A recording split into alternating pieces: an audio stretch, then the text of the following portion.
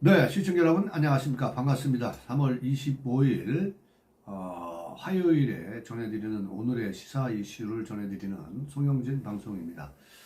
자, 방송 시작 전 송영진 방송 아직 구독 안 하신 분들은 구독하시고 시청해 주시면 감사하겠습니다.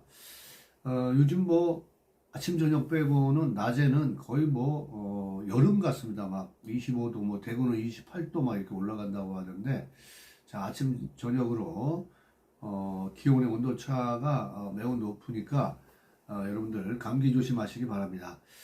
뭐 이번 주가 슈퍼 위크, 슈퍼 위크다 뭐 이렇게 이야기들을 합니다. 뭐 어제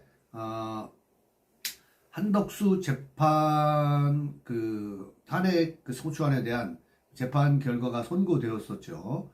이 한 총리에 대한 이 탄핵 소추안이 이제 기각되어서 87일 만에 직무에 즉시 이제 복귀를 했습니다. 자, 어제 슈퍼 위크라는 게 바로 이제 이런 겁니다.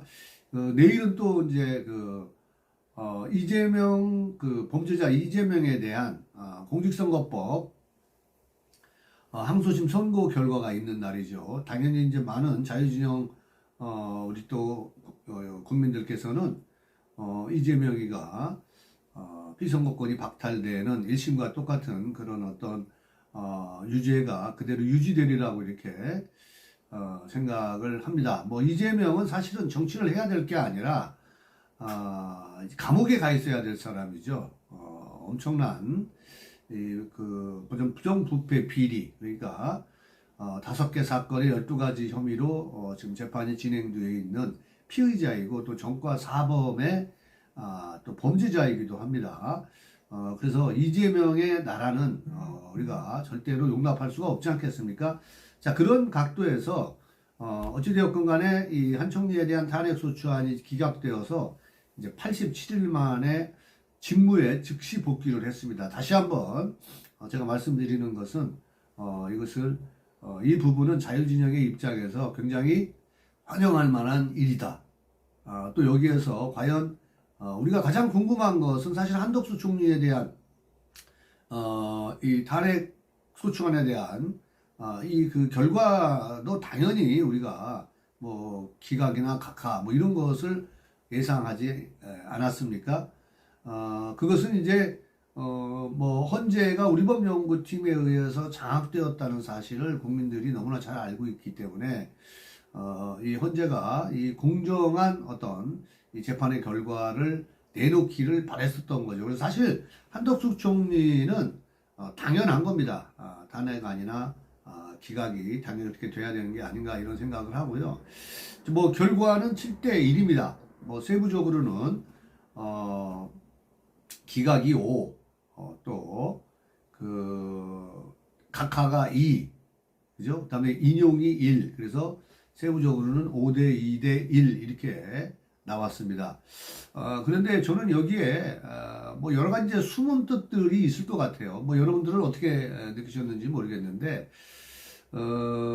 이제 이런 지금 결과들이 나왔는데 이런 결과들이 이 대통령에 대한 탄핵 각하 기각 가능성 이게 가장 우리가 관심이 높은 거 아니겠습니까? 헌정질서의 중단을 막아야 되기 때문이고 뭐 사실 내란이라는 것은 공작에 의한 것이 아니었겠습니까? 그런 의미에서 윤석열 대통령도 당연히 이제 우리 자유진영의 입장에서는 각하나 기각이 돼야 된다 이렇게 생각을 하는데 이런 어제 한덕수 총리의 어떤 그런 탄핵소추안의 결과가 대통령의 이 선고에는 영향을 미칠지 안 미칠지 각하 기각 가능성은 높아진 것인지 뭐 이런 것들이 굉장히 궁금하죠. 어제 한덕수 총리에 대한 선고가 나오면서 여러 가지 이 억측들이 난무하고 있습니다. 그죠? 찌라시 또 뭐 좌파 유튜브 또 이 자유진영의 유튜브들이 해석이 각각이 다릅니다. 한덕수 총리와는 여러분들 똑같은 결과, 일방적이죠. 7대1이라는 것은. 그죠? 7대1입니다. 결과적으로는. 완전히 일방적인 건데,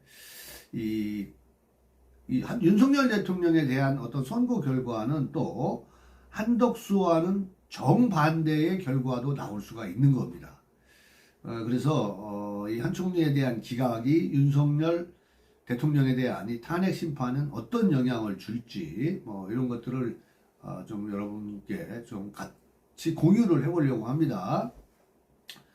일단 표면적으로는 내각이 복원됐다고 할 수가 있겠죠. 그래서 한편에서는 윤석열 대통령에 대한 선고 여건을 헌재가 만들었다. 그죠? 윤석열 대통령이 인용이 되더라도 어떤 내각의 체제에는 안정감을 줬다. 뭐 이렇게 예상하시는 분들도 있기 때문에 윤석열 대통령에 대한 이 선고 결과는 예측 불허입니다. 예측 불허입니다. 이 한덕수 국무총리가 24일 직무에 복귀하면서 어찌되었건 간에 이렇게 87일간의 총리 공백으로 이 훼손됐던 내각 기능이 어느 정도는 회복됐다라는 이런 평가가 나옵니다. 헌재가 이 국정 공백의 장기화라는 부담에서 이렇게 벗어난 상태에서 윤석열 대통령 탄핵 심판 사건의 이 최종 결론, 내각을 안정시켜 놓고 윤석열 대통령에 대한 탄핵 심판의 이 최종 결론을 도출할 것이다라는 이런 관측들도 제기되고 있는 거죠. 근데 우리가 이제 어제 그 결과를 놓고 보면은 굉장히 그 의외인 그런 부분들이 있습니다. 이 문영배 헌법소장의 미스터리, 저는 이것도 의문이에요. 이 문영배 헌법재판소장 직무대행이 이 한덕수 총리 권한대행의 탄핵 심판에서 기각 결정에 한 표를 던졌습니다.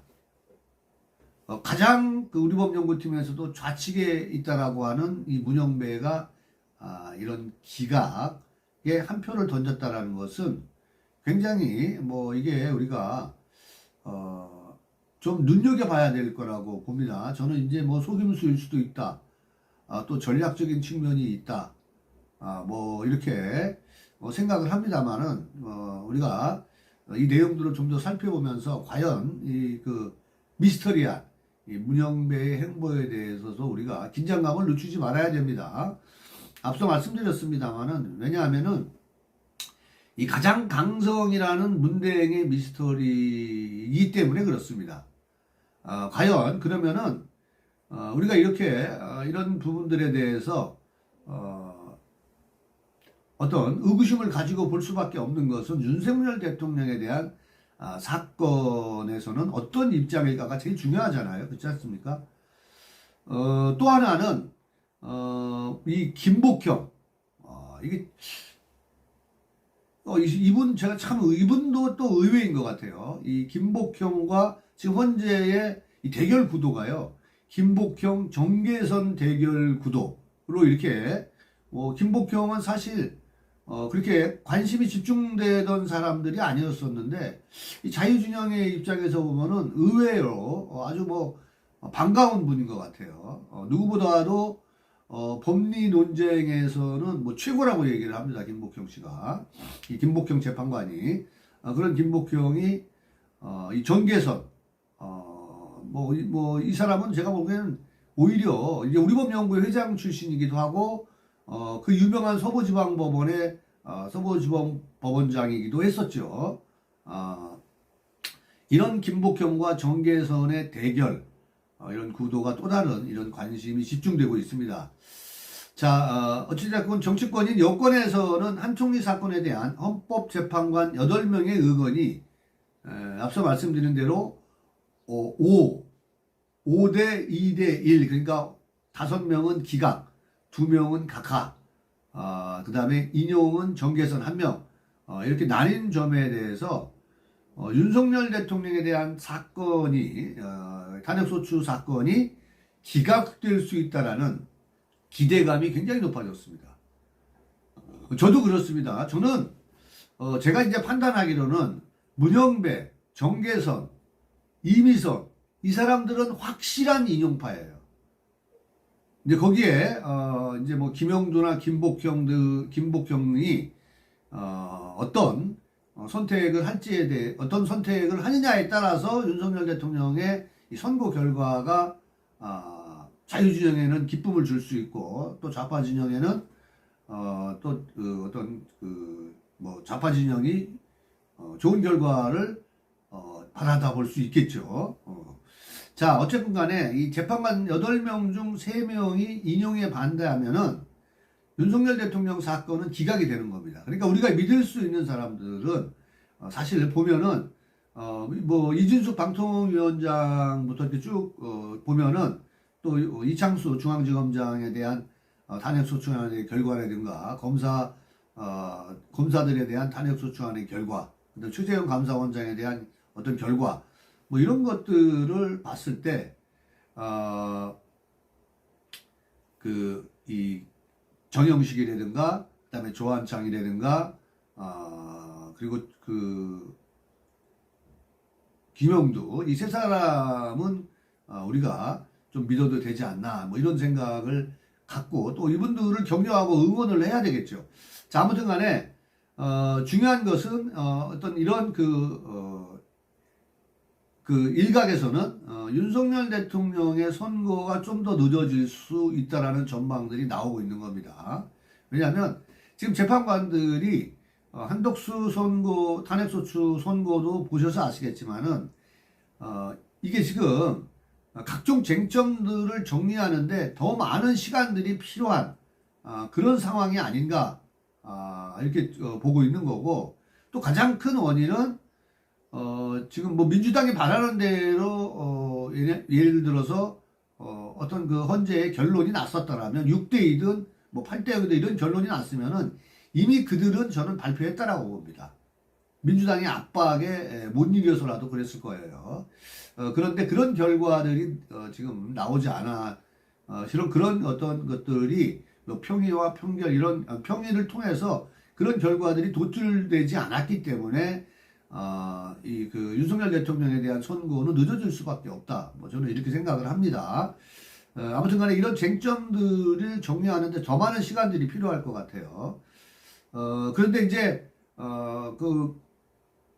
국민의힘 당에서는 굉장히 이제 어제 결과에 대해서, 윤석열 대통령이 탄핵소추안이 각하나 기각이 될 수 있다. 그래가지고 상당히 고무되어 있는 그런 입장이고, 또 어제의 결과에 대해서 민주당은 여전히 헌재가 8명 전원 일치로 윤석열 대통령에 대한 이 파면 결정을 내릴 것이다. 이렇게 지금 내다보고 있습니다. 자, 그리고 민주당은 헌재에 한 총리가 탄핵 기각 결정문에서 이 비상계엄 선포의 절차적 정당성을 부여하기 위하여 이 국무회의 소집을 건의하는 등 이 적극적인 행위를 하였음을 인정할 만한 증거나 객관적 자료는 찾을 수 없다. 이 부분에 민주당은 희망을 걸고 있는 거예요. 그러니까 이 민주당의 관계자에 의하면은 헌재가 비상계엄 선포 절차의 정당성이 없다고 본 것이 아니냐, 이렇게 자기가 유리한 대로 지금 해석을 하는 겁니다. 그러니까 완전히 다르죠. 국민의힘당, 민주당 어제의 어떤 선거 결과에 대해서 자기들이 유리한 입장으로 지금 해석을 하고 있는 겁니다. 그리고 이제 저도 어저께 어떤 좀 유심히 선거 결과에 대해서 지켜봤는데 사실 내란 행위에 대한 부분들은 어떻게 판결이 날지가 제일 궁금했었거든요. 사실 말도 안 되는 거거든요. 한 총리에 대한 부분들은. 근데 어제 선고에서 내란 행위 부분은 직접적인 판단을 하지 않았어요. 그러다 보니까 이게 이제 오리무중이라는 거예요. 헌재에서는 어떤 의견들을 재판관들이 가지고 있는지를 좀 엿볼 수 있는 어떤 그런 기회가 되지 않을까 생각을 했는데 그 부분에 대한 것은 누구도 판단하지 않았다라는 거죠. 그래서 예측 불허의 결과다 이렇게 이 정가에서는 보고 있고 또 여러 법조계 관계자들도 그런 의미에서 이제 그렇게 보고 있다라는 것을 말씀을 드리고요.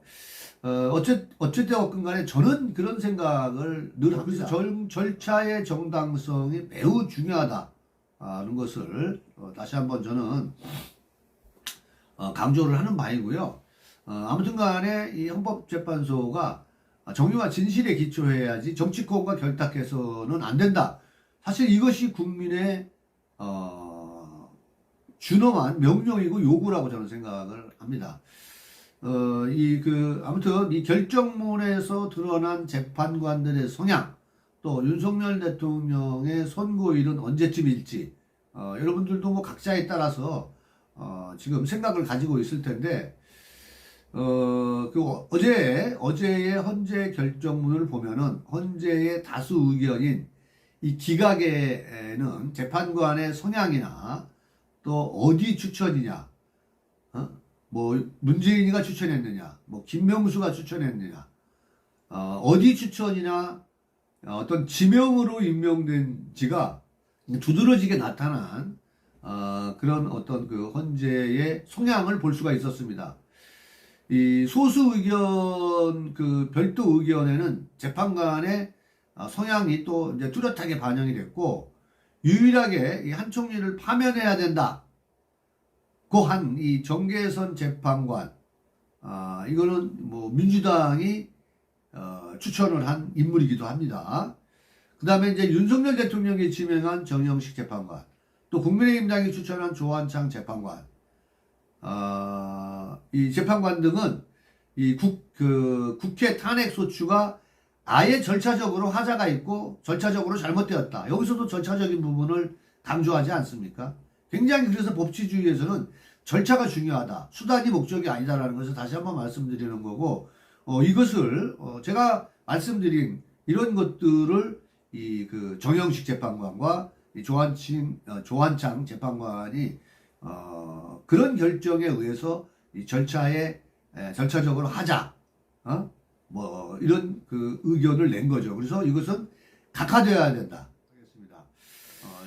아무튼 간에 이 문영배 헌재소장과 이미선 재판관이 다음 달 18일 이제 퇴임하기로 되어 있는데, 이 두 사람은 문재인 전 대통령이 지명한 이 진보 성향의 재판관들이다. 이 두 사람이 퇴임하게 되면 헌재는 새로운 재판관이 임명이 될 때까지 다시 6인 체제로 돌아가게 된다.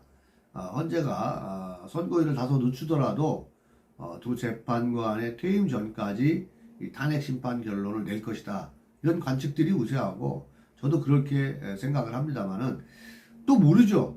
이게 너무 부담스러워서 이것을 그냥 남겨두고 갈 수도 있지 않을까 이런 생각도 합니다.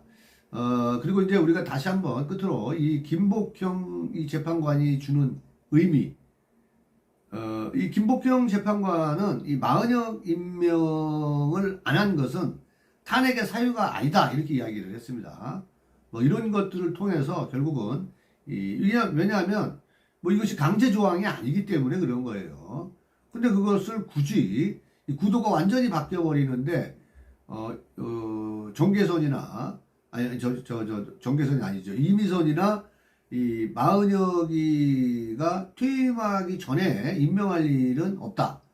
강제 사항이 아니기 때문에. 그래서 마은혁 임명은 물 건너가지 않았나 이런 생각을 하는데요.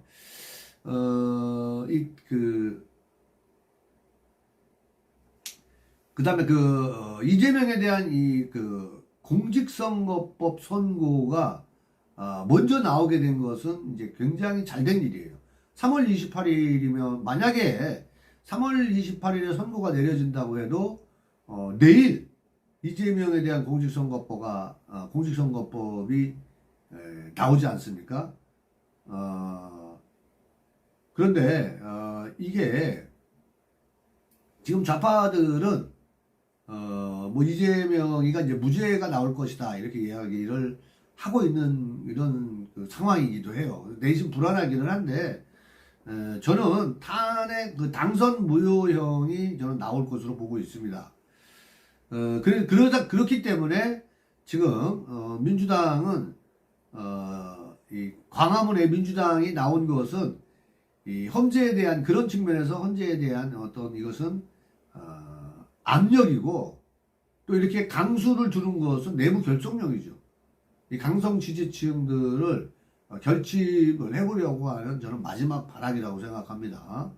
뭐 이재명이가 뭐 방탄조끼도 입고 다니는데 뭐 광화문에 뭐 어떤 신변상의 위험 때문에 나오지도 않다가 갑자기 나와서 이렇게 광화문에서 최고위원회를 열고 불법 텐트를 치고서 말이죠. 불법 천막 농성을 하고 있는 거죠. 뭐 우세훈 시장이 이 불법 천막에 대해서 철거 지시를 했는데 뭐 말은 그렇게 했는데 아마 이것을 강행하기에는 정치적 부담이 굉장히 많을 거고 뭐 언제 또 종로구청에서 그것을 시행할지는 저는 모르겠습니다만은 가만히 있겠어요 민주당 놈들이. 그러나 분명한 것은 우리는 뭐 폭도들이라 그래가지고 당시 뭐 용역 깡패들을 동원하고 이래가지고 자기네들이 행정대 비용 2억 6천만 원인가를 우리공화당에 청구를 해서 우리 공화당을 가압류하기도 했던 그런 것들 그런 상황들도 있었었죠. 자, 이런 것은 법의 잣대는 똑같아야 된다라는 것을 다시 한번 말씀을 드리면서 아무튼간에 민주당이 이렇게 어떤 뭐 단식하고 뭐 단식 이야기는 별로 이제 없어진 것 같아요. 뭐 삭발하고 별 쇼하는 뭐 뭘 쇼를 다 하고 있는데 그거는 이재명에 대한 사실은 충성령이죠. 그러니까 뭐 국민들하고 또 민생하고는 전혀 관계가 없는 국민의 삶의 질과는 전혀 관계가 없는 것들이죠. 그러면서 어제 이제 그 이재명이가 사표 규정이라는 말을 했는데 그 말을 그대로 저는 이재명한테 돌려주고 싶다 이런 생각 이런 입장이고요. 이 결론적으로 이제 지금부터는 시간이 늦으면 늦어질수록 윤석열 대통령의 시간이다.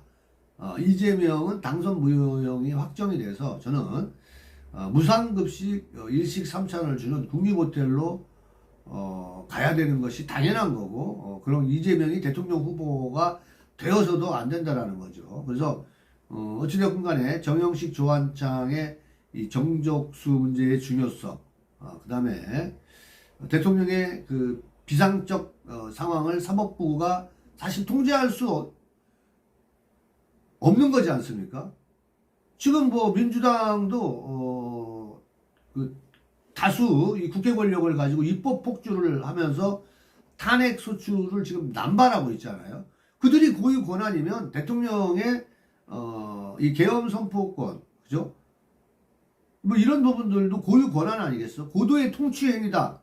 이런 생각으로 본다라면 내란, 계엄이 내란이다.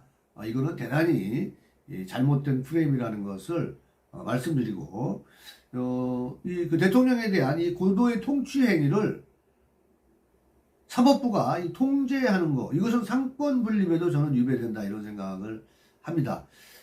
이 당초에는 원래 이 헌법재판소가 이 여론을 등에 업고 이게 밀어붙이려고 했었어요. 그러니까 이제 소수 의견을 못 내게 하려고 민주당이 엄청난 억압을 했던 거죠. 아무튼 이런 것들이 이제 이재명의 꿈은 나가리 됐다. 저는 이런 생각을 합니다.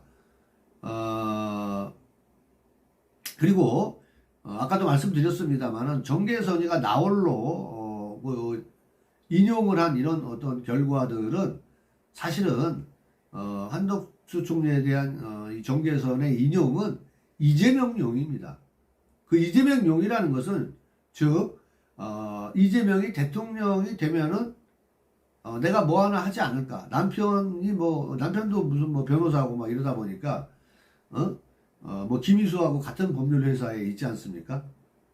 이제 국회 그 탄핵소추단의 이 김희수 아주 그냥 나쁜 놈이죠. 박근혜 대통령 탄핵 과정에서도 그 앞장서서 윤석열 대통령을 파면하는데 앞장섰던 놈이 이번 윤석열 대통령 탄핵소추단의 단장이기도 한 놈이죠. 아무튼 간에 이재명이 대통령이 될 것이라는 착각에 정계선이가 이제 저는 보험을 들었다 이런 생각을 하고요. 또 하나는 지지 세력에 보내는 메시지다.